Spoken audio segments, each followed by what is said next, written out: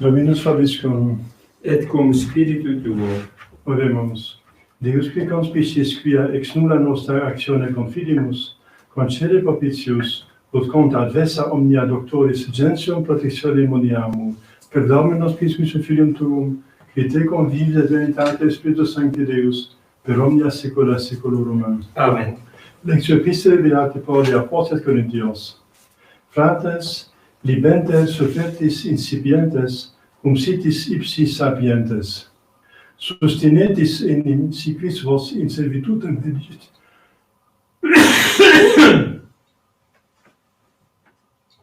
Si quis devorat, si quis accipit, si quis exolitur, si quis in facem vos cedit.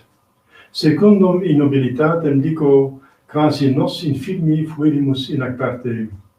In quo quis audet in incipienza dico, audio et ego. Hebrei sunt et ego, Israelite sunt et ego, semen Abrae sunt et ego, ministri Christi sunt, ut minus sapiens dico plus ego. In laboribus purimus, in carceribus abundantius, in plagis supramodum, in mortibus frequenter. A Iudeis quinques quadragenas una minus accepi, ter virgis Cesusum, semel lapidatusum, ter naufragium feci, nocte et die in profundo maris fui, in itineribus sepe, periculis fluminum, periculis latronum, periculis ex genere, periculis ex gentibus, periculis in civitate, periculis in solitudine, periculis in mari, periculis in falsis fratibus, in labore et erumna, in vigiliis multis, in fame et siti, in iuniis multis, in frigore et nullitate. Praeterila que extinsecus sunt, instantia mea quotidiana, sollicitudo omnium ecclesiarum. Quis infirmatur et ego non infirmor, quis cancelizatur et ego non uror.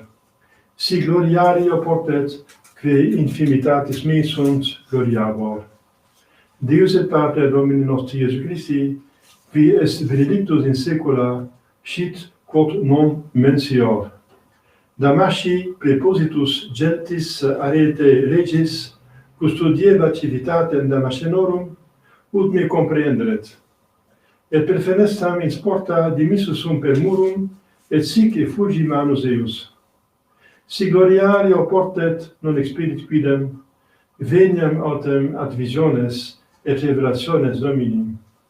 Cio hominem in Christo ante annos quattrodecim, sive in corpore nescio, sive extra corpus nescio, Deus eucit, raptum uius modi usque ad tertium celum, et cio uius modi hominem sive in corpore, sive extra corpus nescio deuscit, quoniam raptus est in paradisum, et audivit arcana verba, qui non licet homini loqui.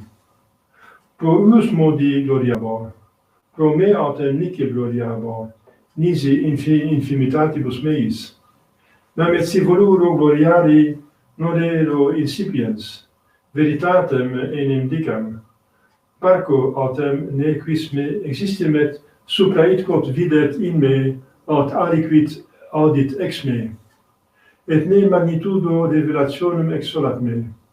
Datus est mihi stimulus carnis meiae, angelus satanae qui me colafizet, propter quod ter Dominum rogavi ut discederet a me. Et dixit mihi, sufficit tibi gratia mea, nam virtus in infirmitate perficitur. Libenter rigitur gloriabor in infirmitatibus meis, ut inabitet in me virtus Christi.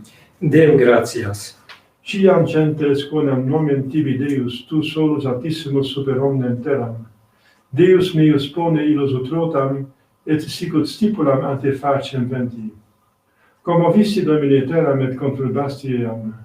Sana conditiones eius, quia mota est et fulgeant a face eacus, ut liberentur electi tui.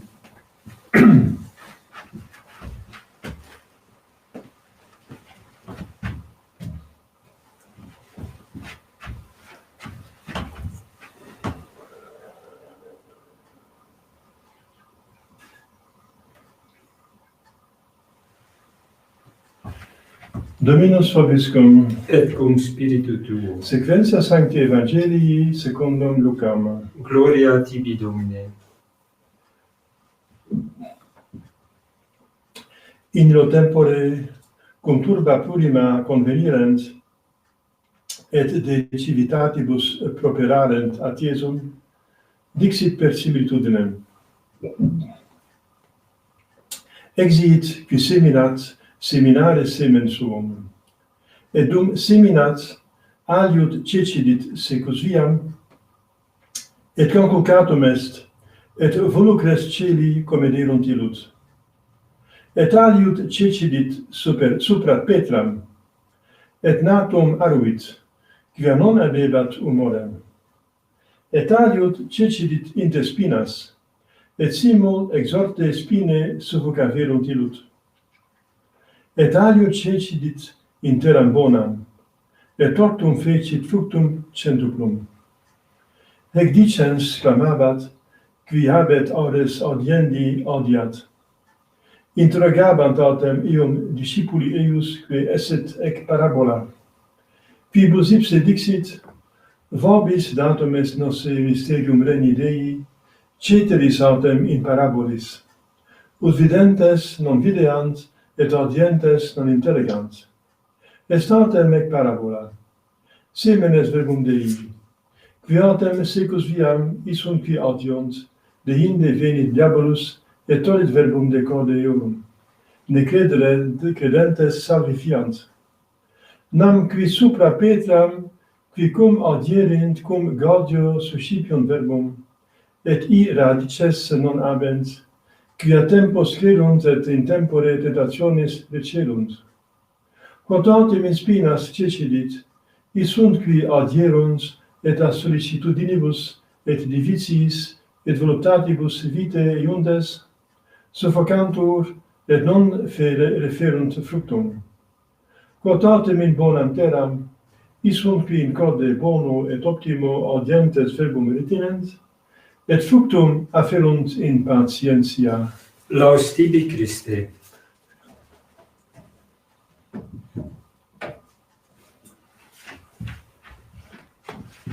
Credo in un Deum, Pater omnipotentem, factorem celi et terrae visibilium omnium et invisibilium, et in unum Dominum Iesum Christum, Filium Dei unigenitum, et ex parte natum ante omnia saecula, Deum de Deo, lumen de lumine, Deum verum de Deo vero, genitum non factum consubstantialem Patri, per quem omnia facta sunt, qui propter nos homines et propter nostram salutem, descendit de celis. Et incarnatus est Spiritus Sanctus ex Maria Virgine, et homo factus est. Crucifixus et sancto nobis sub Pontio Pilato passit sepultus est, et resurrexit et die secundum scripturas, et ascendit in caelum, sede dexteram Patris, et iterum venturus est cum gloria judicare vivos et mortuos, cuius regnum erit finis, et in Spiritum Sanctum Dominum et vivificantem, qui ex parte Filio qui procedit, qui cum parte et Filio simul adoratur et glorificatur, qui locutus per prophetas, et unam sanctam catholicam et apostolicam ecclesiam, confiteor unum baptisme remissione peccatorum, et expecte resurrectione mortuorum, et vitam venturi seculi. Amen.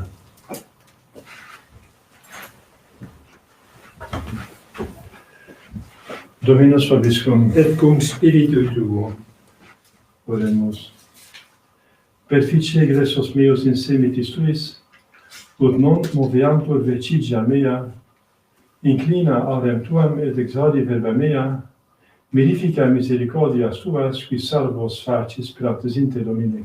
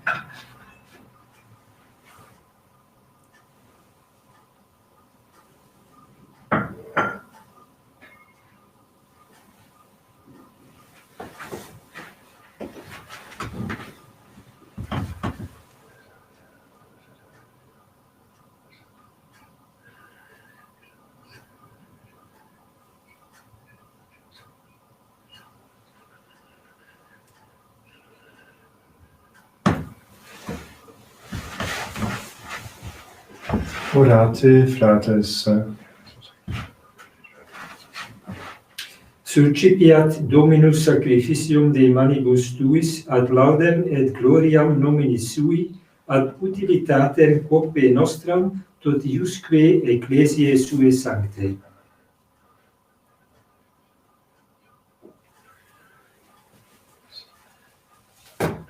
Per omnia saecula saeculorum. Amen. Dominus vobiscum. Et cum spiritu tuo, Sursum corda. habemus ad Dominum, Graciamus Domino Deo nostro. dignum et justum est. Vere, dignum et justum est tecum et salutare, nos tibi semper, et rubi gratias agere, Domine Sancte Pater, omnipotens eterne Deus, qui cum unigenitor Filio Tuo et Spiritus Sancto, unus es Deus, unus es Dominus, non in unius singularitate personae, sed in unius trinitate substantiae. Quotenem de tua gloria leverante decredimus, hoc de Filio Tuo, hoc de Spiritus Sancto, sine differentia discretionis sentimus. Ut in confessione vere sempiterneque Deitatis, et in personis proprietas, et in essentia unitas, et in majestate adoretur et qualitas. Quam laudant angeli et qui arcangeli, cherubim quoque ac seraphim, qui non cessant clamare quotidie, una voce dicentes: Sanctus, Sanctus, Sanctus, Dominus Deus Sabaoth, plenis in celi et terra gloria Tua, Hosanna in excelsis. Benedictus qui venit in nomine Domini, Hosanna in excelsis.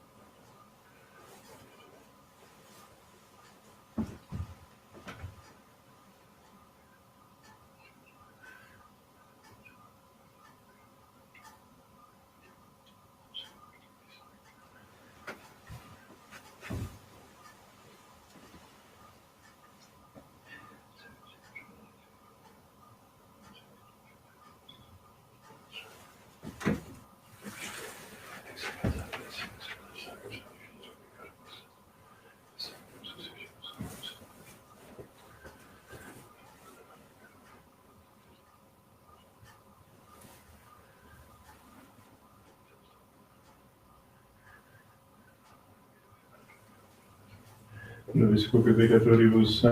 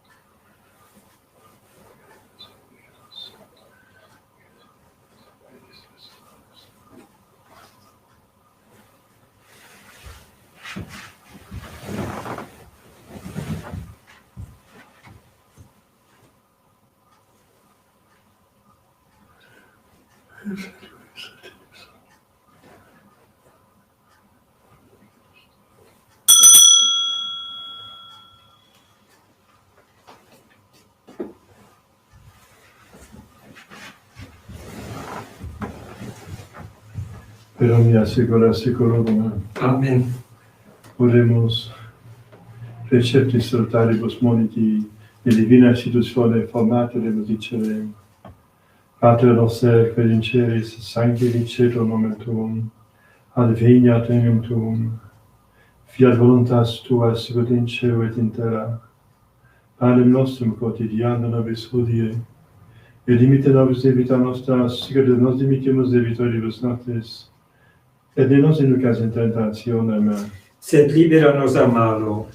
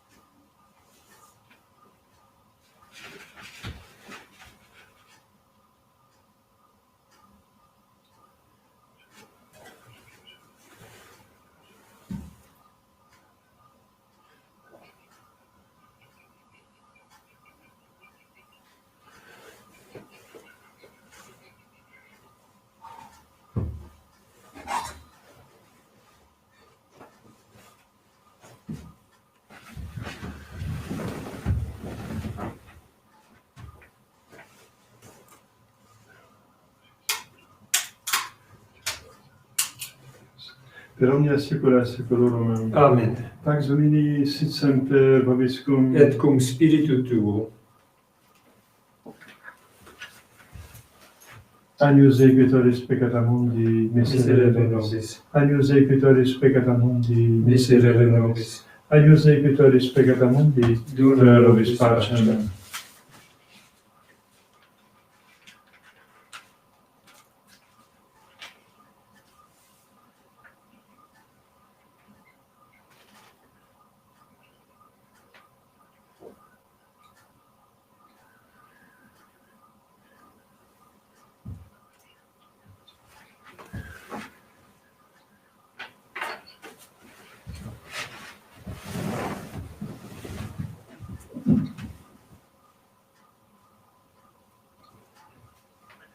Domine nostrum Deus. Domine nostrum Deus. Domine nostrum Deus.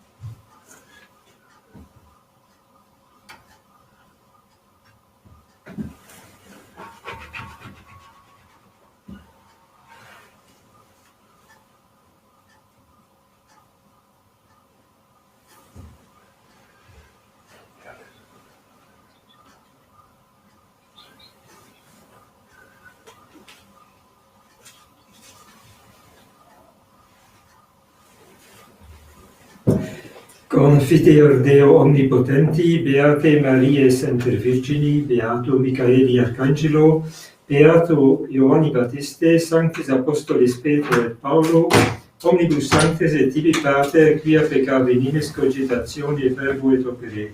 Mea culpa, mea maxima culpa. Idio precor Beata Mariam Semper Virginem, Beatum Michaelem Arcangelum, Beatum Ioannem Baptistam, Sanctos Apostolos Petrum et Paulum, omnes sanctos et te pater, orare pro me ad Dominum Deum nostrum.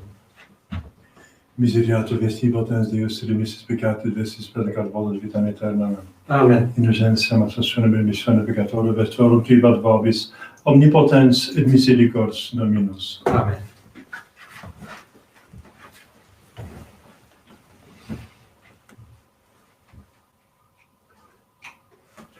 Ecce agnus Dei, ecce pitoris peccata mundi, Domine nostrum Dominus, ut inter subtectum meum, setantum dic verbo et sanabitur anima mea. Domine nostrum Dominus, ut inter subtectum meum, setantum dic verbo et sanabitur anima mea. Domine nostrum Dominus, ut inter subtectum meum, setantum dic verbo et sanabitur anima mea.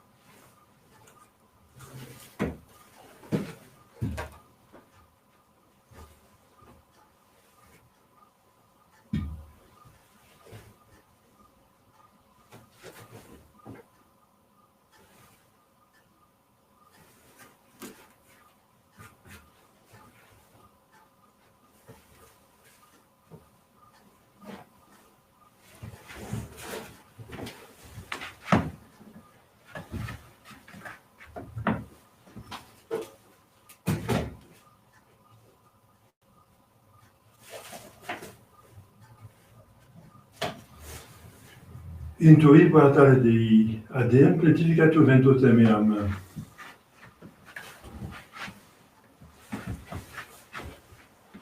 Dominus vobiscum, Et cum spiritu tuo. oremus.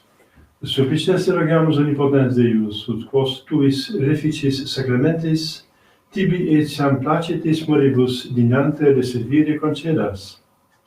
Per Domum nostrum Iesum Christum Filium tuum, qui te convivi eternitate Spiritus Sancti Deus, per omnia saecula saeculorum. Amen. Amen.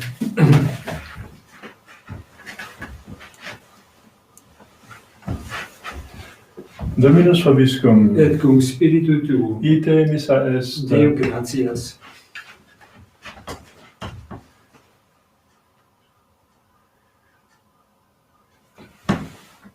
Benedicat vos omnipotens Deus, Pater et Filius et Spiritus Sanctus. Amen. Dominus vobiscum. Et cum spiritu tuo. Initium Sancti Evangelii secundum Johannem. Gloria tibi, Domine. In principio erat verbum, et verbum erat apud Deum, et Deus erat verbum. Hoc erat in principio apud Deum, omnia priptum facta sunt, et in ipso factum est, nihil cum factum est. In ipso vita erat, et vita erat lux hominum, et lux in tenebris lucet, et tenebrae non comprehenderunt. Vobit omnis es ad Deo, cum in nomen Johannes. Hic venit testimonium, et testimonium per ibere et illumine, et omnes crederent per illum. Non erat ille lux, et testimonium per ibere et illumine. Erat lux veraque, illumat omnem hominem, venitem in hoc mondum. In mundo erat et mundo persum factus est non coniovis. In propria venit et sue non ceperunt. Quod non ceperunt Deum et Deus placata filo Dei Filii, sui creant nomine eius, nec sanguinibus, nec voluntate carnis, nec voluntate viri, sed ex Deo nati sunt. Et verbum caro factum est, et habitatio in nobis et vinum meus, cum Padre genitia Patricum, gratiae et veritatis. Deo gratias. Ave Maria, gratia plena Dominus tecum, benedicta tui mulieribus, et benedictus fructus ventris tui, Iesus. Sancta Maria, Mater Dei, ora pro nobis peccatoribus, nunc et in hora mortis nostrae. Amen. Ave Maria, gratia plena Dominus tecum, benedicta tui mulieribus, et benedictus fructus ventris tui, Iesus. Sancta Maria, Mater Dei, ora pro nobis peccatoribus, nunc et in hora mortis nostrae. Amen. Ave Maria, gratia plena Dominus tecum, benedicta tui mulieribus, et benedictus fructus ventris tui, Iesus. Sancta Maria, Mater Dei, ora pro nobis peccatoribus, nunc et in hora mortis nostrae. Amen. Salve Regina, Mater misericordiae, vita dulcedo et pes nostra, salve. A te clamamus, exules filii Hevae. A te suspiramus, gementer, fentes, in ac lacrimarum vale. Ea ergo advocata nostra, illos tuos misericordios oculos ad nos converte. Et Iesum benedictum fructum ventris tui, nobis pos originem ostende. O clemens, o pia, o dulcis Virgo Maria. Ora pro nobis sancta Dei Genetrix. Ut digne efficiamur promissionibus Christi. Oremus, gratiam tuam Christus Domine. Deus refugio nostrum et vitus propria medicamenta provisis respice. Et intercedente glorios macata vise Dei Genetrix Maria, cum beato Iosef Ius Pontius, et beato apostolis tuis Petro, et Paulo, et omnibus sanctis, quas pro conversione peccatorum, pro libertate et exaltatione sancte Mater Ecclesiae plece defundimus, misericordias benum exaudi, pro non Christum Domini nostrum. Amen. Sancte Michael Arcangele, defendenos in pelio, contra nequissam et insidias diabolis perdidium, in pretile Deus, supplices deprecamur, duque princeps nescis celestis, Satanam, alios spiritus malignos, per petitionem animam per peccatum del mundo, divina virtute in inferno detrude. Amen. Cor Sacratissimum, Miserere nobis. Cor Sacratissimum, Miserere nobis. Cor Sacratissimum. Miserere nobis.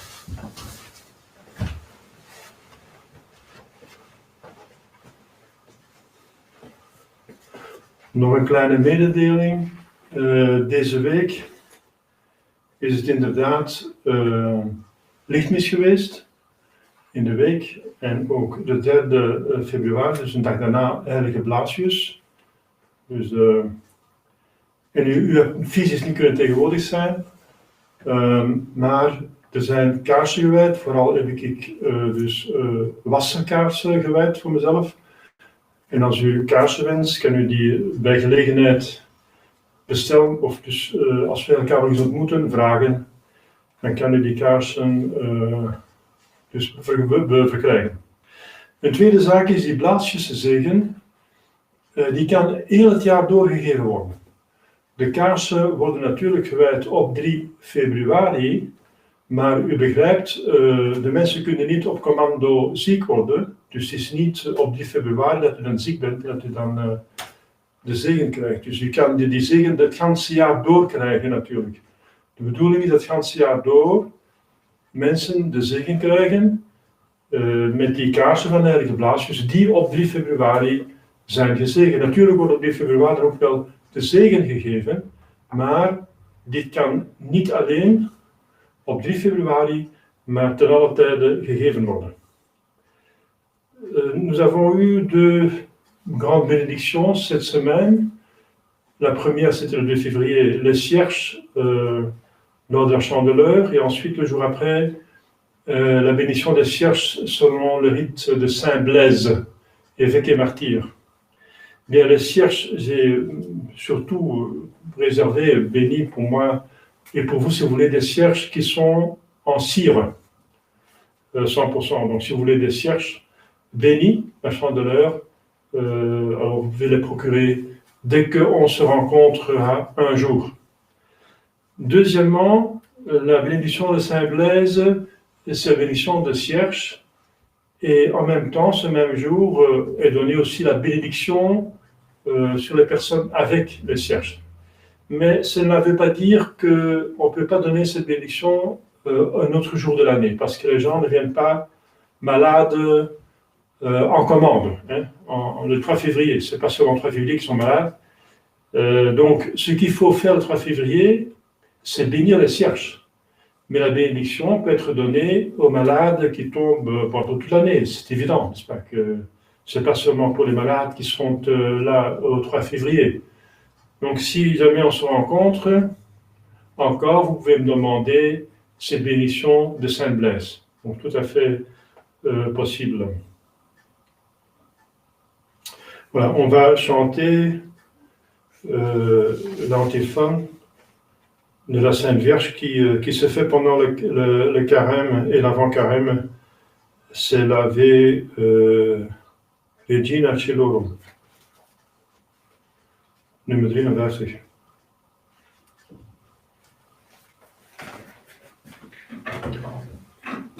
Nummer 54.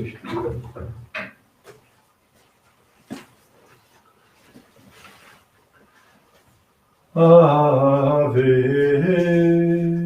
Regina Caelorum, Ave Domina Angelorum, Salve radix, salve porta, ex qua mundo lux est horta. Gaude Virgo gloriosa, super omnes speciosa. Vale,